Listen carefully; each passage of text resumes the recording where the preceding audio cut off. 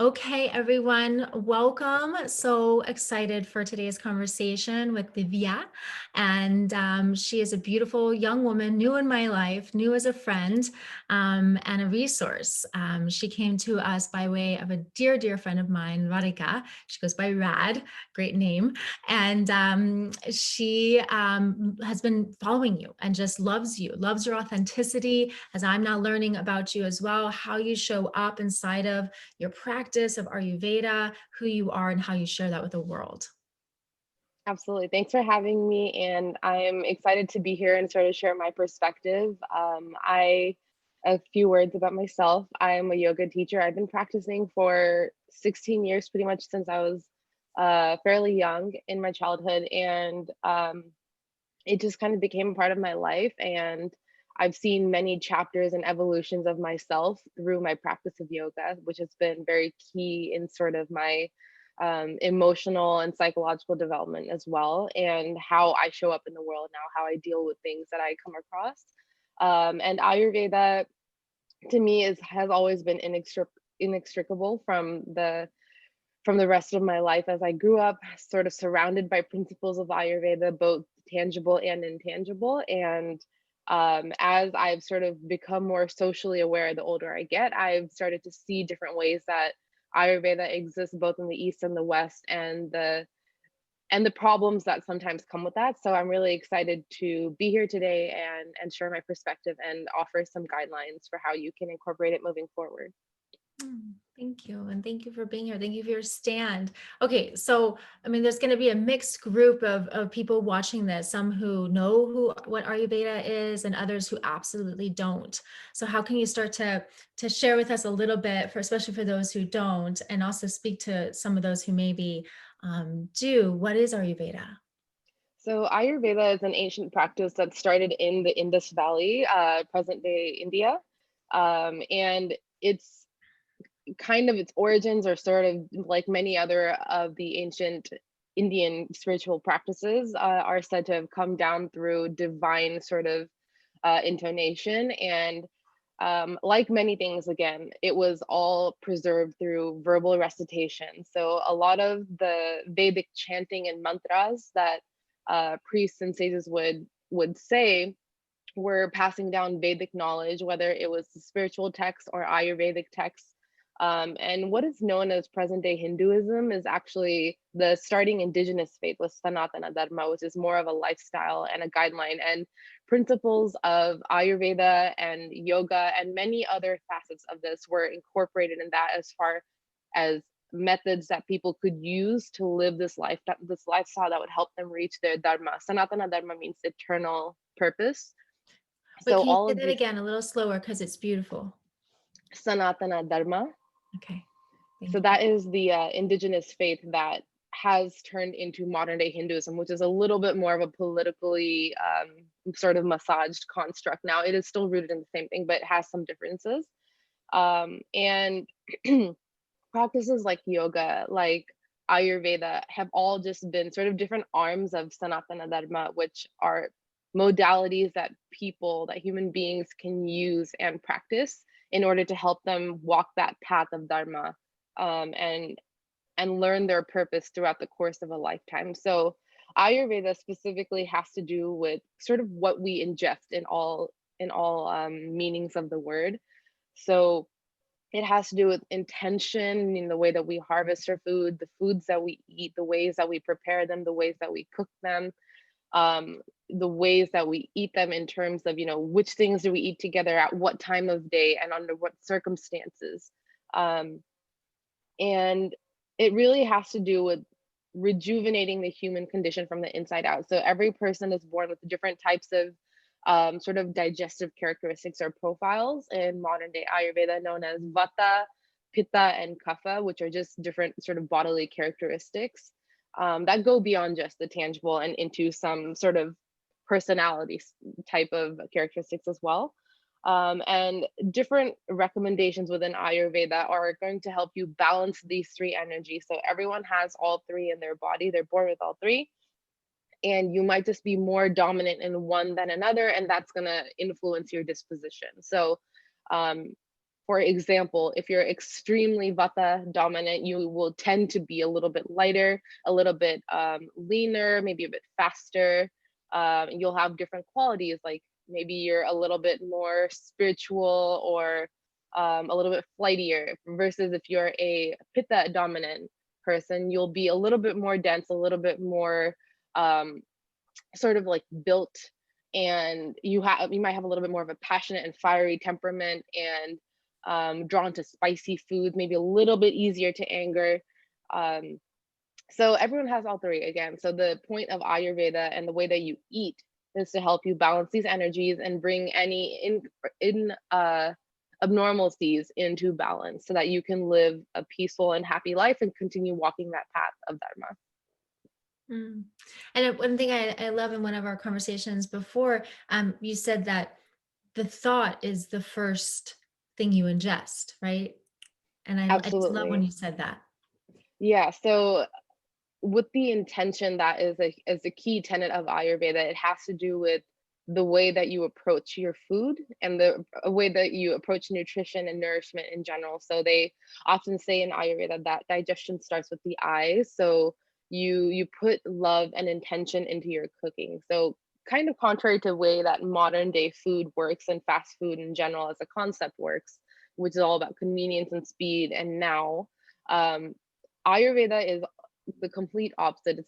It's as slow as food can get. You are preparing the ingredients days ahead of time. If you're using the original sort of modalities, you might be using a mortar and pestle or like a stone grinder, or doing things by hand. And you really are eating by season. You don't have access to foods at all times of year. You really are eating what's in season, which kind of changes your whole approach to food.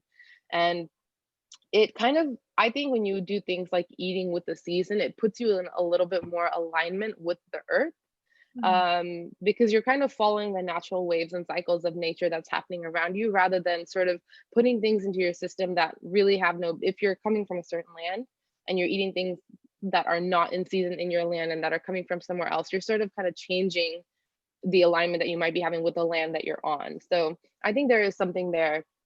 And as far as, yeah, intention, I think when you they do say that, you don't have water 30 minutes before or after a meal, because that is when your agni or your digestive fire is at its highest. So if you're taking proper breaks between meals and you're building up that hunger, that heat that we feel sometimes when we're really hungry, that's agni, that's our digestive fire. It's our body kicking in our digestive sort of juices. And that means that we're at a prime sort of state to start breaking our food down in a really healthy and effective way to turn it into metabolism and energy and whatnot. So when you start with thought, you bring in thought and intention. You're bringing in this idea that, okay, I'm going to sit down to a meal. I'm not going to drink any water. I'm not going to distract myself, because all your focus becomes on digestion. It becomes about appreciating the food that's in front of you. And it's a nice thought, definitely, that your food is, or your thoughts are the first food that you digest. And that goes so much beyond Ayurveda as well. It also comes into your self talk and your sort of inner voice and how you speak to yourself throughout the day. But yeah, in terms of Ayurveda, I think it really kind of points to the way that we approach our meals and the way that we approach even cooking our food, how much time and effort we put in. I'm for one that, it's when your grandmother or your mom or your family comes together and you guys all cook, and there's just so much love and there's so much presence and there's being inside of that, that always the food tastes, and I'm sure is way more nutritious than it was otherwise when you're kind of haphazardly running around the kitchen throwing things together. That is has more of an impact than we even realize. Absolutely, you nailed it. It's that joy and that love that you come when you're doing something with other people. In fact, whether you're alone or with people, just that love that you kind of build by putting intention into the practice and into the moment. It comes through all the different layers. And so in eating, we build our practice of being that then carries forward. And I'm just really hearing a lot of the cyclical nature and the interconnectedness as well, and how we approach everything we do for that matter. Absolutely. Yeah. What can you say about the kind of modernization of yoga, the obviously bringing that practice to the West and the changes that you've seen, maybe even within your own life, let alone the culture and the way of practice at large.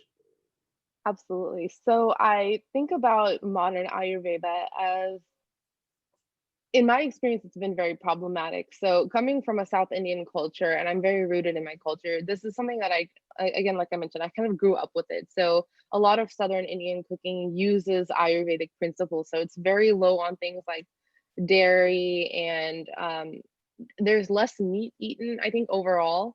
And this is a point that I'm not too sure on myself. I don't think meat is really frowned upon in Ayurveda. I think it's traditionally not eaten, but I think that it can be incorporated in a way that is still Ayurvedic.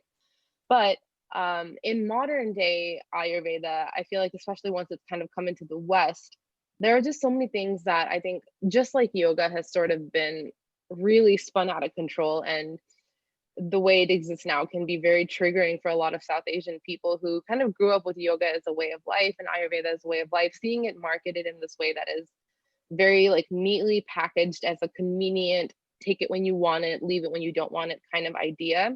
It can feel very triggering because, looking at the starting kind of on a broader sense here, looking at the history of colonization and oppression, especially of indigenous cultures, whether it's indigenous cultures on the West Coast or the East Coast or West side of the world, or I mean, there's no West or East, but different parts of the world, whether it's in what's known as present day America or India. Um, if you look at oppression, it in the act of oppression, a lot of practices that indigenous people had, whether it was spiritual practices or cooking and harvesting practices, or just any other just cultural practices in general, a lot of times the oppressed people um, were imprisoned or murdered, or worse, for just existing and for doing these things. So for example, this has nothing to do with Ayurveda, but if you think about um, you know African people that were brought to America in slave ships, and they were sort of forced to leave behind some of their indigenous religions like Santeria, and those things are now used, elements, cultural elements of Santeria are now pervasive throughout popular culture. We see them in fashion, we see them in music, and they're glamorized now, but there were people who were literally killed for practicing that. And similarly, in the Native American culture, in indigenous cultures here in what are known as the Americas, um, controlled fire burning is something that existed in their culture for centuries, and people were imprisoned. It was made illegal as a practice hundreds of years ago, and now it's coming back because finally the West is seeing that this is actually a practice that's not harmful, it's preventative, and it's helpful. And similar to things like yoga and Ayurveda, I think when they first came here, people saw them as like very like, oh, it's very out there. It's like, it's not convenient. It's just like that weird Eastern woo-woo stuff. And now it's really seized with the generation of companies like Goop and Well and Good. They've really seized onto the phenomenon of what these like key, very marketable elements of Ayurveda that have to do with detox and cleansing, and clean eating, which are all concepts that have been super pervasive in the wellness world in general.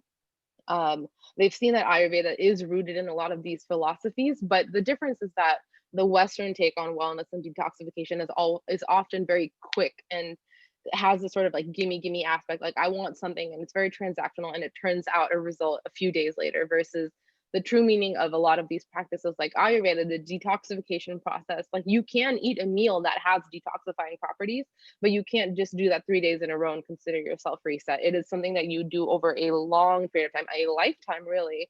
And it's a lifetime of involving that practice into your day to day, Mm. versus it being something that you do once and then you get a result and you feel like it's one and done. So I think with the appropriation of Ayurveda, it's seen a distillation and a dilution of a lot of really important concepts, because I mean, that's often what happens when you take a very complex idea and try to sell it to a mass of people, is that it is inadvertently going to become a little bit diluted. But I think there's an important thing about having conversations like this, where you're getting an opportunity to sort of look at the broader scope of this practice and understand why it really is worth kind of committing a lifetime of observation and paying respects to the origins and kind of integrating in a way that is truly sustainable rather than just buying a tub of golden milk mix and having it a few times a day or a few times a week during the flu season and feeling like it's kind of done its job. I think it's important to find ways that go beyond just the quick things, the quick fixes, and think about the principles and the tenets of Ayurveda, which have a lot more to do with mindset and daily practices that include. And there's so much crossover again between Ayurveda and yoga, looking at the limbs. Like for example, if you're looking at the niyamas and you're looking at, how do I deal with myself in a way uh, that is Ayurvedic if you're just looking at the yoga limbs, right? And you could be looking at concepts of saucha, for example, which is one of the tenets of the niyama, the second limb of yoga. Uh, and Saucha has to do with purity. It just means kind of cleanliness and purity. And often people refer that to as keeping your space clean, but it can also refer to keeping yourself clean. So this Mm. is one of the perfect examples of where yoga and Ayurveda sort of cross paths. And purity can start with the way that you treat yourself and you treat your body as well. So yeah. And the way that you think. And so inside of that, it's like so much consistency, right? I mean, our culture, everything is so fast, our attention spans are not long. And so as a result of it, we're looking for this like acute fix or this acute something, as opposed to this, real, in this case, a positive connotation of chronic, where it's just this consistency over time, this presence of being, this practice of really diving into, as opposed to, okay, and I have done I think it was 7 days. I did a 7 day Khichdi cleanse. And while I did feel really great and it was a great reset, but also you could parallel it even to like the yoga challenges that we do, or that I'm doing anyways inside of this. And thank you for being here.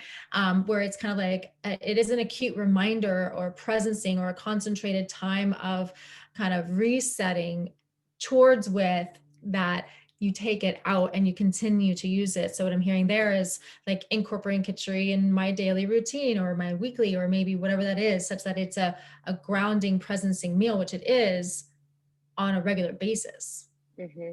Absolutely. And I think that doing challenges like this are a great way to sort of instill the habit in people because the concept is that you're doing 19 minutes a day, right? And that is, however gentle you want your practice to be, and it can have any focus, but the fact that it's a consistent thing is what really, that's where the magic sauce is in the consistency and looking for ways to incorporate the principles of Ayurveda, whether it's even if you're not eating a meal that's quote unquote Ayurvedic, it could be you could be practicing it by being very intentional by, and I am not saying I'm a master of this because I find it very difficult to eat a meal without watching something on a screen, on a laptop, on a TV. It's very hard. But something that I try to practice that I'm working really, really hard on is being more present and not watching something when I'm eating a meal and really just being there for my food and giving it my full attention as a form of gratitude. So that is another way that you can practice Ayurveda. That has nothing to do with your food. You could be eating mac and cheese and practicing Ayurveda at the same time. That's the beauty of it. Mm.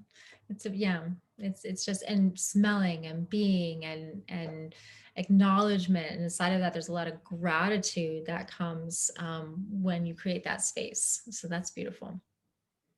Absolutely. What I mean, and you mentioned it's three types, right? Three primary types of ways of being. And I remember it being like, the quality of the hair and the nails, right? Um, Obviously, if you're listening to this and you want to learn more, what text or what website or what resource would you also recommend, besides following you, which we're going to get to in a moment, that people can dive deeper into learning some of those specifics that might be more important for them to focus on given their characteristic type? So I haven't actually read any Ayurvedic texts myself. I've mostly just done a lot of research online. So I think that there are a few resources I've heard of. The College of Ayurveda, which I think there's two different colleges that I'm aware of. One in Arizona, I believe, and one in Southern California. Ayurvedic institutes or colleges, and I know that they have a lot of free resources on their website, which is the place that I've gone to just to kind of get some information that's been distilled in a very approachable way and a very mindful way. I would check that out. I know that there are some Ayurvedic texts that are the original texts. I am not sure how easy it is to get your hands on a copy that's been translated in a way that's still pretty accurate, but that's something I would look into for sure. Um, and I also think it's interesting. I have a lot of yoga books, and I'm currently working my way through um, the Light on Yoga book by BKS Iyengar, and also Asanas and Pranayamas by Ashok Kumar. And I can give you that information later. But those are both, they're yoga books, but it's very interesting to see, especially in Ashok Kumar's book, he incorporates a lot of sort of guidelines around when and how are the best ways to practice certain asanas. So a lot of people might, go to brunch and then, an hour or two later go to a yoga class, or maybe have, a really big latte first and then go to yoga class. And or maybe they're practicing, if you're, if you have female reproductive organs and you have menstruation, and you might still go to a yoga class just like normal and practice everything like normal and be doing inversions. And there are guidelines that sort of explain as to why doing inversions on your period may not be the best, or why it's not good to have a big meal before yoga, and different ways that sort of come into the biology of the body that incorporate elements of Ayurveda that have to do with digestion and taking into account biological processes and how yoga can affect that positively or negatively. And that very much so applies to Ayurveda as well. So those are some texts that I would check out if you want a little bit of knowledge of how yoga and Ayurveda can mix. But yeah, in terms of the original Ayurvedic texts, I feel like they could be a bit dense, but I'm sure that there are some versions out there that exist with a bit of interpretation as well. Yeah. That's beautiful because for you, you live it, right? It is you. And so it is your life. So it's one of those things you don't need to read out of a book, for goodness sakes. You you are that. It's from your whole life and your experience. So Absolutely. Divya, thank you for being with us today and sharing yourself and who you are. How can people follow you, find you, connect with you in the future? Absolutely. Thank you for having me here. And it was nice for me to be able to kind of reflect on my own experience, and also kind of hold a mirror up to myself, because I, having been born and raised in the West, I've also adopted sort of subconsciously a lot of things that someone who's maybe, from India, who was born and raised there, could look at me and be like, I'm also an appropriator. So I definitely am always trying to learn more as well. And as much as, Ayurveda has been incorporated throughout my life, I absolutely still want to continue going into the next steps over time, and look at more texts and look at more sources that can help me break down my perceptions of Ayurveda, and help me continue to grow as well. So thank you for having me and for this opportunity to speak to your audience. And yeah, I don't have like a business necessarily of my own, but I do teach yoga, as I mentioned. I on my Instagram, which is at Divya Bala, my first name Divya, last name Bala. At Divya Bala, I have a few different types of educational series and resources going on my Instagram. As I mentioned, I'm a yoga teacher, so I post a lot of information there about classes, which I do share on my YouTube channel. My YouTube channel is also youtube.com/Divya. So if you look that up, you'll find me. And I have a playlist of yoga classes that you can access at any time. Um, and yeah, in addition to teaching yoga, I also practice an ancient Indian martial art called Kalaripayat, which it shares roots with yoga. Can It's you just say a little slower? Kalaripayat, One more time because I was talking. Kalaripayat, Kalaripayat. So it's a South Indian. It's rooted it comes from Kerala, which is a state sort of at the very southern tip of the country. Um, and it's a practice that shares a lot of roots with yoga, actually, in a very interesting way. And it also incorporates a lot of elements of Ayurveda. So for example, there's an oil massage practice in Ayurveda called Abhyanga, which is a detoxifying massage that you can do on yourself every day. And Kalaripayat uses oil massage, a very intense version of it, to sort of heal people who've been practicing it. So the fighters who are like very intensely practicing their oil massages as part of the treatment, and they use these sort of herbal sacks to sort of heal injuries and things. So very interesting practice. Would definitely look into it. So as someone who is practicing that, I share a lot about that as well on my Instagram and post videos. And I actually am working on teaching some Kalari inspired yoga classes in the future. I'm working on that right now. So you'll definitely see a lot more of that on my Instagram as well. And lastly, I do have a series called well, two things, I guess. One called Decolonized Kitchen, which currently or historically it's just been me talking, and it's sort of just a cooking show where I choose a meal or two meals to cook on camera, and also talk through sort of the cultural origins of that food, and weave in topics of appropriation or just how that food has evolved through time. And I will be starting to bring on guests, starting with one this Saturday, which will be with my first guest on camera. So definitely check that out. And I also post a lot of short Wait, form is that on educational content. YouTube that you're going to be doing that, or? That'll be on Instagram Live, Okay. and Okay. then also saved to my Instagram TV sort of tab. So everything will be saved there as well. Perfect. And there's also a lot of short form educational resources about different yogic practices. I'm currently working on a series about the yoga bandhas, which are just energetic blocks within the body that can help you practice your yoga a lot more safely. And there will be at least 4 to 5 more series on different aspects of yoga coming up. So definitely stay tuned for that. Amazing. You're so beautiful. You started with like, oh, well, and then it's like, oh, I do all these amazing, beautiful things. I'm like, I want to learn that. I want to find out about that. Does that massage occur near me? I got to find that out. I need to find out, especially for my partner who was a fighter. So yeah. I always forget how many things I'm like, oh yeah, it's just this and that. Oh, and there's also this and there's also that. So there's just a lot of fun stuff going on. So if you just come on over by my page, you'll find out everything. Well, thank you for being such a creator and a huge impact in your own life and everyone's life around you, and the ripple effect that you have and the network of conversations that you touch that you probably don't even realize. So thank you. Yeah, Thank thank you for you. having me. This was a lot of fun to talk about. Pleasure. Okay, so again, one more time, your Instagram handle is? At Divya Bala. Okay, fantastic. All right, we love having you here. Look forward to having you possibly in the future again to connect with the community. I'm excited for your upcoming conversations and resources on Instagram and her Instagram Live especially. And thank you so much to everyone who's listening, to watching, for being here as well, participating in this community. We love you. And until the next time.